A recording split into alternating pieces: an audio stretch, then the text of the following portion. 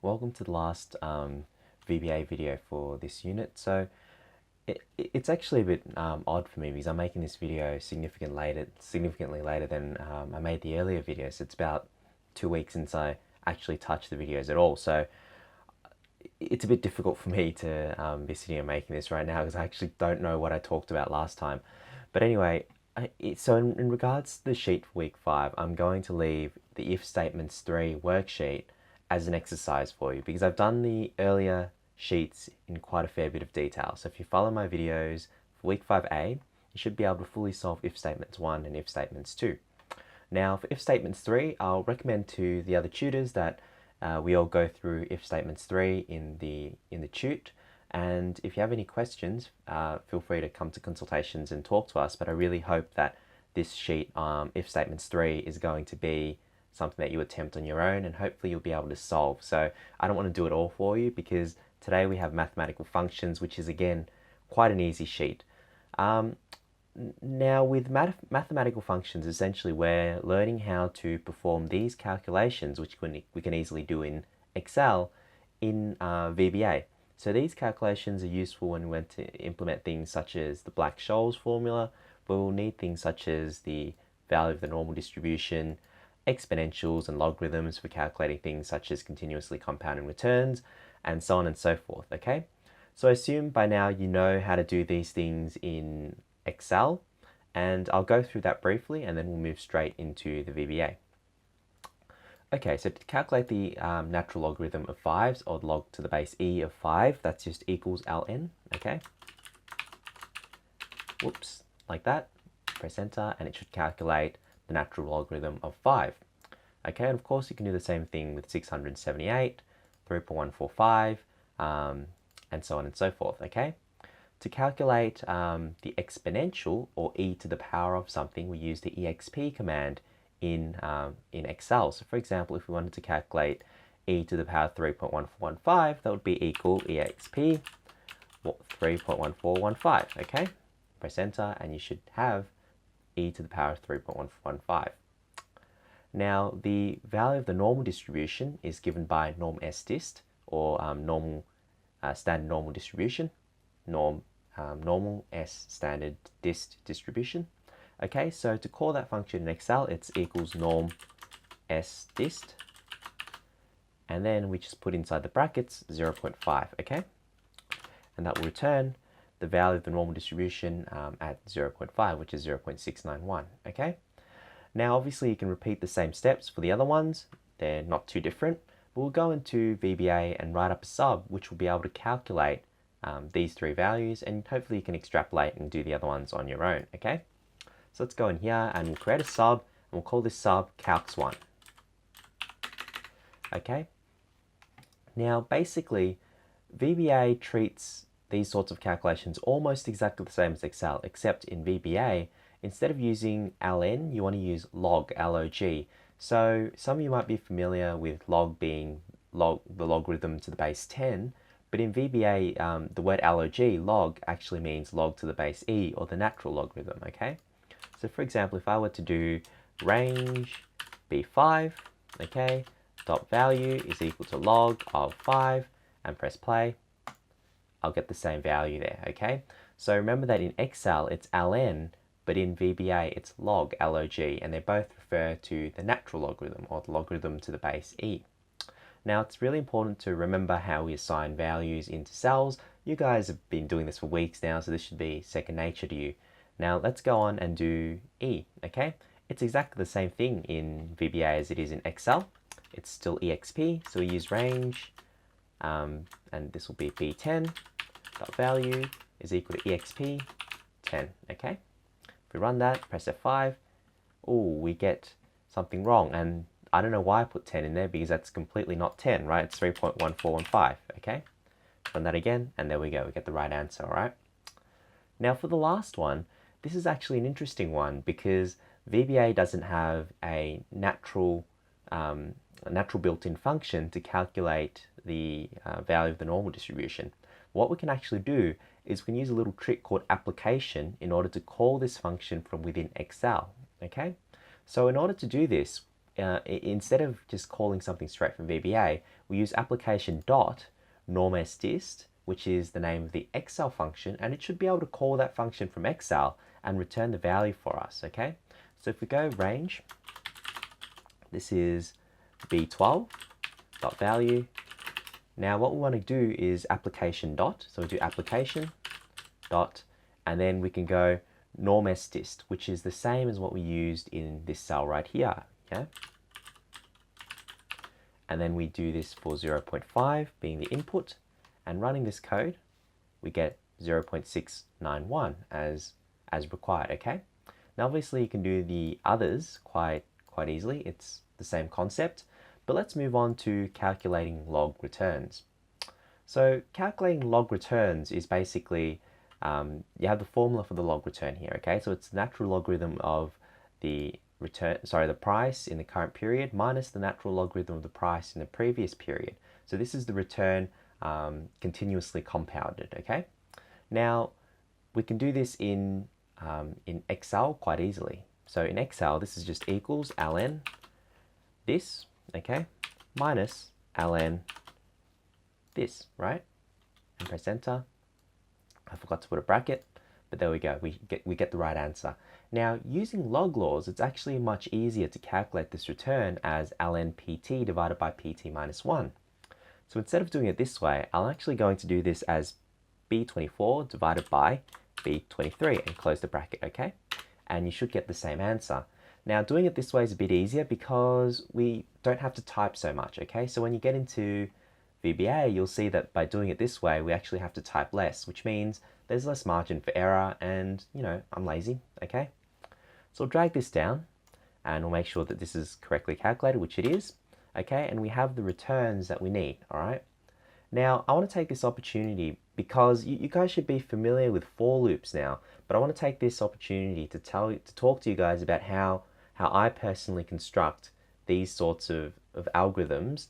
And this is important because when you go on to do things such as your individual assignment, the for loops and the if conditions and so on and so forth aren't as simple as they are in these homework tasks. So you can't just naively try to write for loops and if statements, because whilst that might be okay for like a 2 nested if statement, when you're doing 3 or 4 nested if statements, incorporating if statements and select case statements and trying to do a bunch of different things, that becomes a lot harder. So this is one of the fundamental principles which I want to get across in this video, which is in order to do these for loops and repetitive things, you need to be able to do it once first. If you can't do it once, you're not going to be able to do it.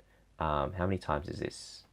That would be like 8 times. I don't know how many times it is. But if you can't do it once, you're not going to be able to do it n times, okay?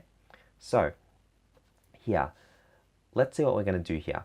So what we're going to do here is we're going to try to calculate the first return, okay?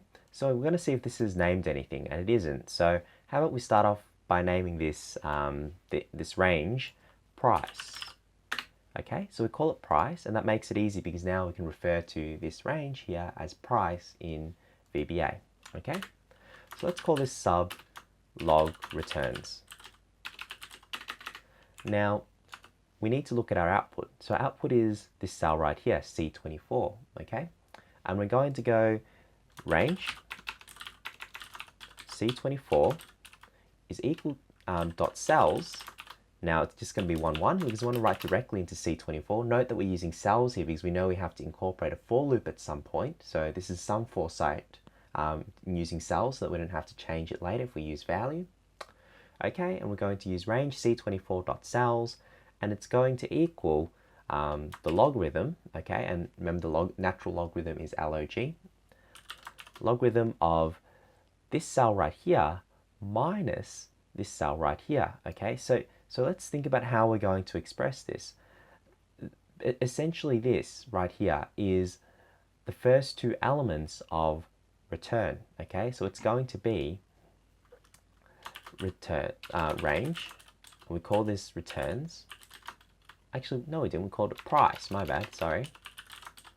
Price dot cells, okay? And we're going to have 1, 1 first, divided by range price dot cells, and it's going to be the next row, okay, 2, 1.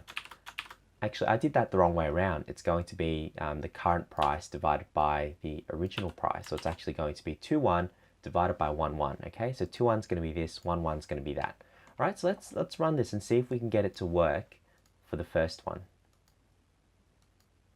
And we do, okay? So we see here we're able to get the first return output correctly.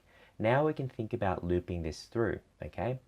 Now, there's a couple of ways of doing this. We can count and input the number of rows into here. And I think that's sort of the way that I'll go because I want this code to be general.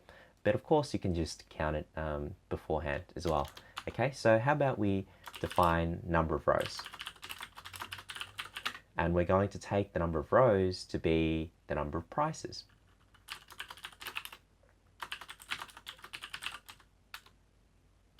Did I call it price or prices? I called it price, right? Yep. Okay, so we're counting the number of rows and putting it into the number of rows, no rows.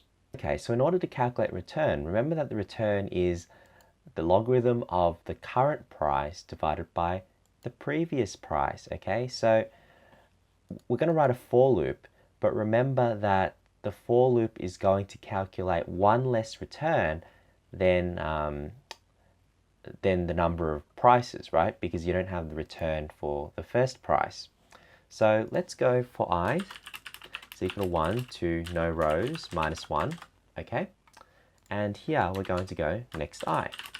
And I'm going to indent this to make this easy for us to read. Now, we're starting at C24, okay? So we're going to start at C24 and we're going to go down, and that's going to be I1 because the row is changing each step, right? Now we're going to go to price, and what do we want to input? We want to input the current price, and we want to divide it by the previous price, okay? Now remember that the price starts one step behind, okay? So when this is 1, this is going to be 0.6495, and when this is 2, this is going to be 1.1095, okay? So essentially, in this case, think about it this way. In the first run, I'll make this big so you can see it easier. In the first run, this is going to be 1, okay, which is the first return.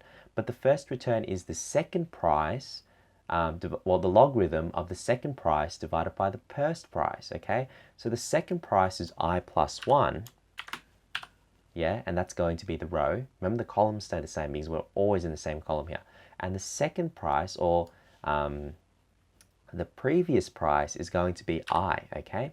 So when I is equal to 1, we have C24 is equal to the price at in 1975 divided by the price in 1974, okay? So let's run this code and see if it works. I'll put it back up here and we're going to run it. And as you can see, it correctly calculates the returns for us, okay? Now that we're done with this video, I just wanted to spend a quick few minutes to discuss some fundamental concepts that I think you guys really need to know going forward if you intend to, you know, take financial modeling and VBA and things like that seriously. The first piece of advice, I have two pieces of advice. The first thing I want to tell you guys is that this is important, and this is important just because we're teaching VBA, which is in and of itself quite a useful language, and Excel is an important application. But it's important because these skills and these concepts and these ideas that you learn about for loops and if statements and subroutines and functions and performing calculations, they're not just used in Excel and in VBA, but they're used in a wide variety of different languages. For example, the engineering kids might be used to MATLAB, and it's the same basic structure, okay? And you can take these skills and apply them in C#, in R, in Stata or eViews for the econometricians, for example, and you'll be able to get useful results, okay? So these skills, for example, understanding a for loop is something that can be implemented across many different languages for many different tasks, okay? So I'm an econometrician and I tend to use for loops in order to get repeated hypothetical sampling as an example of how this stuff is useful, okay? So it's not just useful in the sense of financial modeling, it's actually very useful throughout and across a wide variety of different software packages. Now, the second thing that I want to discuss is the philosophy you take to doing these tasks is important. I, I, every time one of the reasons why I've left this video so late is that I want to walk around and observe and see how people are writing their code in the tutorials. And what I see is that people have an obsession with writing things linearly. So they write things top to bottom. And what I mean by that is they'll literally write for I is equal to 1 to whatever. Okay, let me show you what I mean. They'll literally write that. They might have an outer for loop here, and they'll write it not indented, nothing, right? 1, 2 columns or something like that. And they'll write something up here, and then, whoops, that won't work, and then something up here, and something up here, and then they go, oh, maybe assign something, right, and range something, and variables, and then they go, oh, next j, next I, or something like that. Okay, and the way that I see it is just such a terrible way to write things, because you don't even remember and know what's going on, right? When you're in here, you're having to keep track of how I moves, how j moves. If you have if statements, you're going to have to keep track of the if logic. There's just so many things that can go wrong, right? So the way that I like to think about it is you want to be able to do it once first, okay? If you can't do it once, you're not going to be able to loop it. So the important thing is, if you're trying to loop something, if you're trying to calculate, for example, the average for each stock, and you have a matrix of stocks, you're not going to be able to find the average of each stock if you can't first find the average of one stock, okay? So instead of focusing on making your code as convoluted and as extravagant and impressive as possible, start with the basic things, okay? Now start with finding what is the average of the first stock. Then think to yourself, how am I going to loop this in order to find the average of all the stocks? Okay, so I know that I'm going to need a loop, and that loop is going to loop through the columns, taking the average of each column as I move along. Think about what changes. If I'm doing that, then the column index changes, and therefore I'm going to have to loop from 1 to the number of columns, changing the column index each time. Okay, so you see how that idea that you're able to calculate 1 first and then you repeat that makes the logic much easier. Remember that when you're using loops, you have to be really clear on what exactly you're repeating. Rote learning the code and writing it linearly from top to bottom like this, I'm going to delete this because it's absolute crap, is not going to help you become a better programmer, okay? And in order to tackle your future assignments, such as the individual assignment in this unit, and then later on going and looking at binomial option pricing, you're going to have to really think about things this way. So you're going to really have to think about what exactly am I looping? What physical characteristic am I changing in my loops? Okay, so it's no good to write a bunch of code. You have to know when I changes, what exactly physically are you moving through? When j changes, what physically are you moving through? When you have an if statement, what is the variable that you're checking against, and what does that variable mean? So meaning is important. Writing a lot of code is very, very easy. Anybody can sit down and copy a slab of code. But to be able to come up with genuine and original code which solves problems, you need to be able to understand the fundamental building blocks, as I like to call them, of programming, which are loops and if statements and things like that. But you need to know these building blocks well, and you need to know how to put them together and what they represent in order for you to be able to build solutions to real problems. Anyway, this is the final video for the VBA tasks. I might make future videos in reference to things such as option pricing when we come to that, but until then, good luck, and I'll see you in a far, far distant video.